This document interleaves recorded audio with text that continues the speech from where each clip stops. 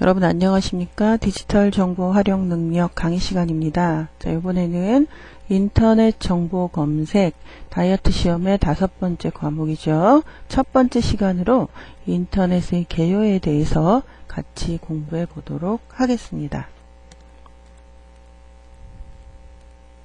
이번 시간에 배우실 목차에 대해서 살펴보도록 하겠습니다. 자, 이번 시간에는 인터넷에 대한 얘기를 주제를 위주로 공부를 하는데요. 첫 번째 인터넷의 탄생에 대해서 같이 공부해 보도록 하겠고요. 자, 두 번째는 인터넷의 서비스에 대해서 같이 공부해 보도록 하겠습니다. 자, 세 번째 인터넷의 주소, 그거를 우리는 도메인이라고 하는데, 자, 도메인에 대한 어떤 기본적인 내용에 대해서 3장에서 살펴보도록 하겠고요. 네 번째는 도메인 네임 서비스, 즉 도메인 네임 서비스의 의미와 도메인 체제에 대해서 같이 공부해 보도록 하겠고요. 자, 다섯 번째는 도메인도 분류가 있는데 최상위 도메인의 분류 및 종류에 대해서 같이 살펴보도록 하겠습니다.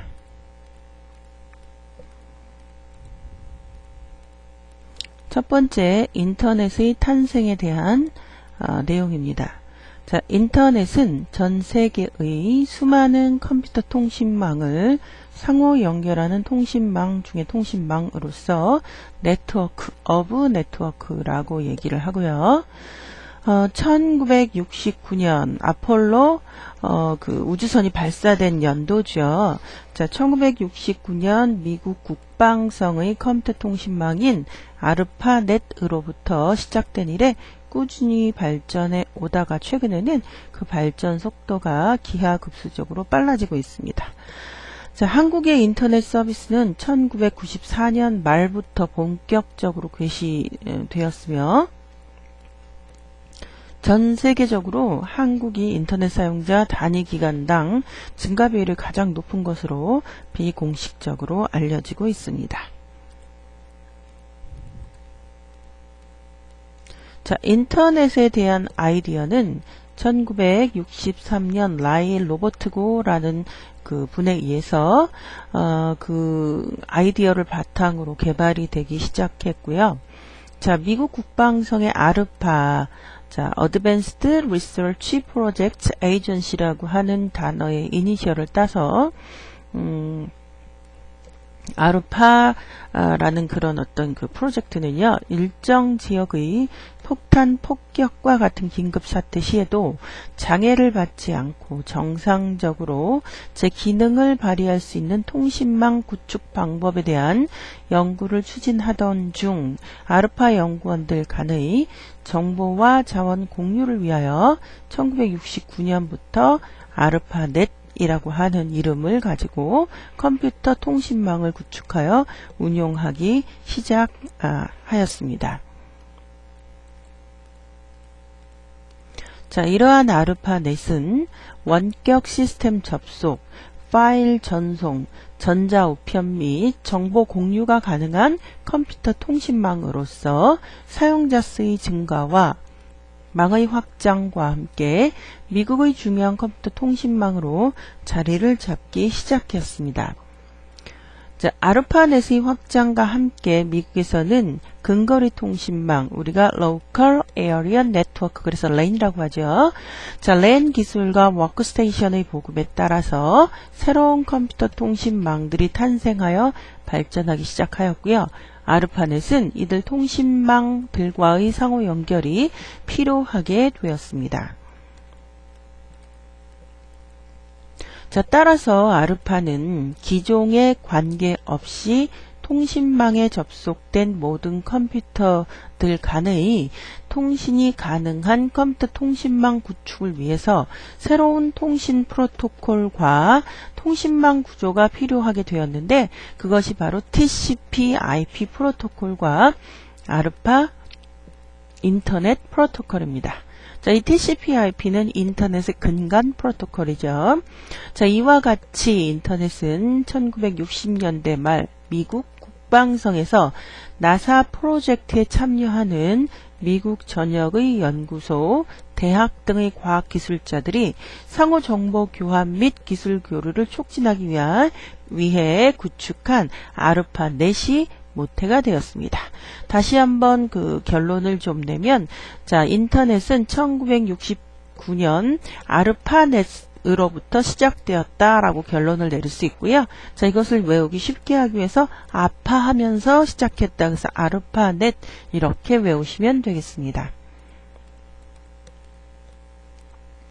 1983년에 TCP/IP 프로토콜을 바탕으로 인터넷이 시작되었는데요.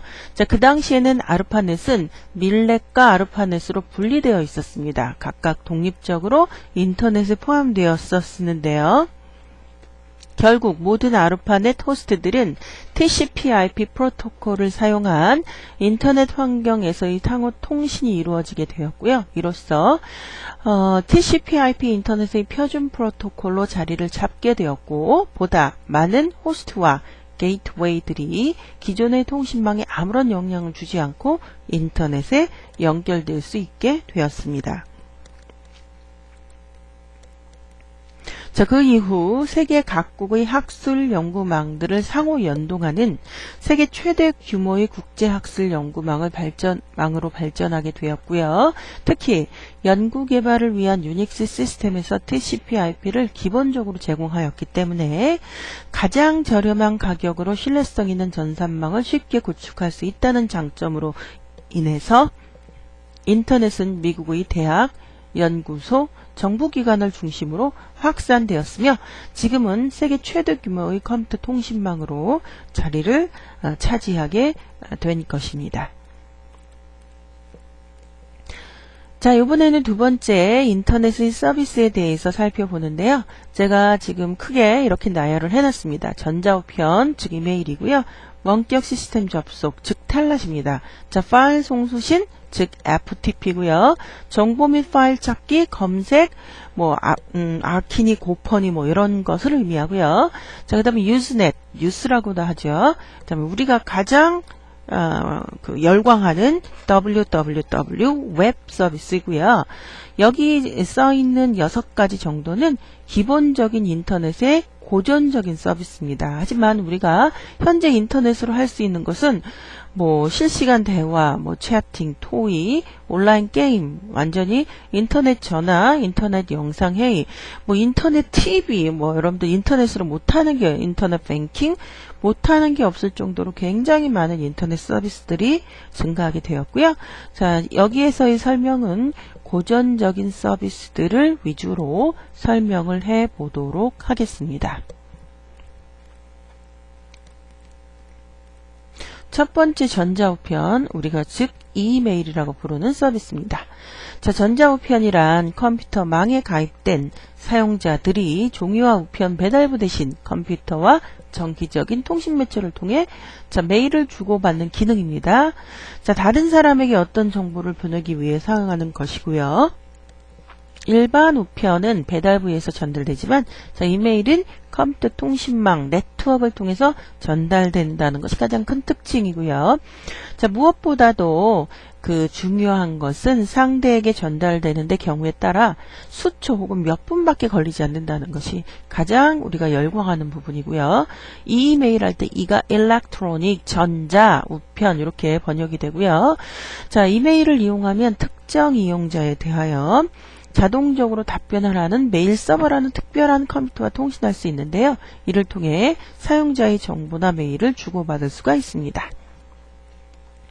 여기서 한 가지 부연 설명을 좀 드리면, 여러분들이 우리가 포털 사이트에 가입해서 로그인한 다음에 메일을 보내는 것은 이메일의 한 종류인 웹메일입니다. 즉 여기서 말하는 메일 서버라고 하는 이 개념은 우리가 이메일 서비스를 하기 위해서는 메일 서버를 세팅해야 되고요. 메일 서버를 통해서 주는 메일과 받는 메일에 적정한 설정을 해야 되는데 예전에는 우리가 포털에서 메일을 주고받는 그런 형식을 하기 이전에는 이런 식으로 메일 서버를 세팅해서 메일을 주고받는, 지금도 대기업이라든지 특별히 보안을 필요로 하는 곳에는 어떤 메일을 주고받을 때 반드시 그 자사의 그 개인 회사의 그런 어떤 개개 회사의 메일 서버를 통해서 메일을 주고받는 것을 권장하고 있습니다. 왜냐하면 메일 서버에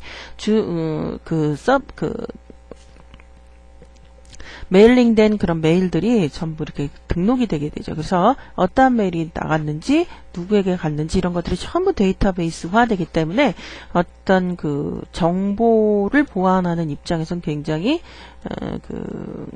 편리하죠. 그래서 아직도 그런 중소기업 이상의 그런 어떤 그 회사들에서는 웹메일이 아니라 이메일을 갖고 그 작업을 하게 되는데, 이메일은 특별히 이메일을 주고받을 수 있게 해주는 프로그램이 필요합니다. 그래서 대표적인 게 바로 아웃룩 익스프레스 또는 아웃룩, 2007에서는 아웃룩이라고 하죠.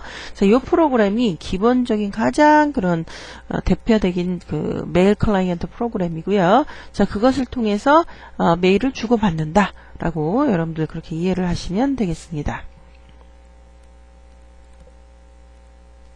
자, 이번에는 원격 시스템 접속이라는 개념의 텔넷에 대해서 좀 배워보도록 하겠습니다. 자, 컴퓨터 원격 접속은 특정 지역의 사용자가 다른 곳에 위치한 컴퓨터를 온라인으로 연결하여 사용하는 서비스를 말합니다. 일단 원격 시스템에 연결되면 이용자는 마치 하드웨어적으로 직접 연결된 단말기에서처럼 연결한 원격 컴퓨터를 사용할 수 있고요. TCP/IP 프로토콜 체계에서는 이러한 기능을 텔넷이라고 부르는데요. 인터넷 사용자는 텔넷을 이용해 다양한 도서 데이터베이스, 여러 대학의 정보 시스템, 문자 전용 데이터베이스, 데이터 파일 및 기타 다양한 온라인 서비스를 제공받을 수 있는데, 자, 이것은 이제 그 인터넷 초기에 대한 개념이고, 지금 웹에서 웬만한 건 다 되기 때문에 굳이 이런 서비스를 따로 사용하지는 않습니다. 자, 인터넷의 일반 사용자들은 자기의 고유 계정이 없이도 이와 같은 다양한 서비스를 제공하는 많은 시스템들을 접속할 수가 있는데요. 자, 텔넷의 가장 대표적인 그런 본보기가 바로 우리 예전에 그 PC 통신하는 그 개념들입니다. PC 통신 가입자들끼리는 서로 얼마든지 그 주고받을 수 있는데 데이터를 PC 통신이 서로 다른 PC 통신에 가입된 가입자들끼리는 서로 주고받을 수가 없죠. 자, 그래서 그런 서로 주고받으려면 인터넷의 개념이 이제 들어가는데요. 자, 어쨌든 텔넷은 텔리, 멀리 떨어져, 네트워크, 멀리 떨어진 그런 네트워크에 접속하는 개념. 그래서 텔넷이고요. 앞에서 그 설명한 이메일이라든지 지금의 텔넷이라든지 앞으로 설명할 모든 것들이 이러한 서비스가 웹이 전부 다 이렇게 포함하게 되어버려서 우린 이러한 서비스들을 굳이 사용하지 않아도 웹에서 다 되니까 웹만을 사용하게 되는 겁니다. 자, 파일 송수신 프로토콜인 FTP입니다. 자, 여기 써 있는 것처럼 파일 트랜스퍼 프로토콜, 파일 전송 프로토콜 이렇게 된 단어의 이니셜이고요. 지역적으로 멀리 떨어져 있는 경우 또는 디스켓이나 마그네틱 테이프 등을 사용할 수 없는 컴퓨터에 있는 자신의 계정 또는 익명의 계정으로 원하는 파일을 전송할 수 있는 서비스입니다. 한마디로 파일을 송수신하는 그런 서비스입니다. 자, 인터넷에서 파일 송수신을 위하여서는 FTP가 있는데요. 보통 파일 송수신을 위한 소프트웨어의 이름 또한 FTP를 사용하는데, FTP를 이용하면 전 세계의 어느 곳에 있는 컴퓨터와도 파일을 쉽고 빠르게 송수신할 수 있습니다. 우리가 웹에서 메일을 어떤 내용을 데이터를 다운받고 업로드하는 것도 일종의 파일 송수신의 개념인데요. 그것은 웹에서 하는 거고, 이 FTP를 이용해서 다르게 FTP 전용 프로그램을 이용해서 업로드 다운로드를 하면 훨씬 더 빠른 속도로 업로드와 다운로드가 될 수가 있습니다. 자, FTP를 사용하기 위해서는 일단 호스트 컴퓨터의 계정을 갖고 있어야 하는데요. 파일을 송수신하고자 하는 상대 호스트로 접속하고, 송수신하고자 하는 상대 호스트의 계정과 패스워드를 알고 있어야지만 접속 가능하고요. 상대 호스트의 특정 계정을 접속한 뒤 FTP 여러 명령을 이용해서 파일을 송수신할 수도 있습니다. 자, 그런데 정해진 패스워드가 없이 누구나 접속하여 파일을 자유스럽게 송수신할 수 있는 특별한 계정이 있는데 그것을 우리는 익명 또는 무명, 이름이 없다라는 거죠. 이 뜻의 여러분들 이거 잘 알고 계셔야 되는데요. Anonymous라는 계정이 있습니다. 특별히 내가 한번 다운받기 위해서 회원가입을 한다든지 이런 것은 너무나 좀 불합리할 수 있죠. 그래서 웬만한 FTP 서버들은 Anonymous라는 계정을 허용을 하고요. 그럼 패스워드는 대개 접속하는 사람의 이메일 주소를 입력하면 그 FTP 서버가 그 서비스를 제공을 하게 됩니다. 자, 이번에는 정보 및 파일 찾기, 즉 검색에 대한 그 서비스입니다. 자, 아키라고 하는 고전적인 검색 서비스가 있어요. 자, 아키 시스템은 캐나다의 몬트리올에 있는 맥그릴 유니버시티의 한 그룹에 의해서 만들어졌는데요. 그것은 Anonymous FTP 아키 사이트들을 자동적으로 추적하기 위한 것이고요. 아직도 그것은 아키의 주된 기능이기도 합니다.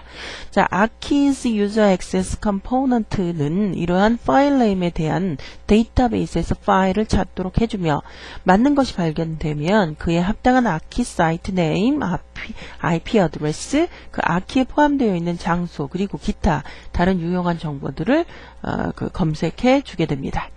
자, 또한 그 서버에 알려진 모든 아키 사이트들의 목록을 얻거나 또는 지역의 전체 목록을 통하여 흥미있는 정보를 검색하기 위하여 브라우즈 하는데요.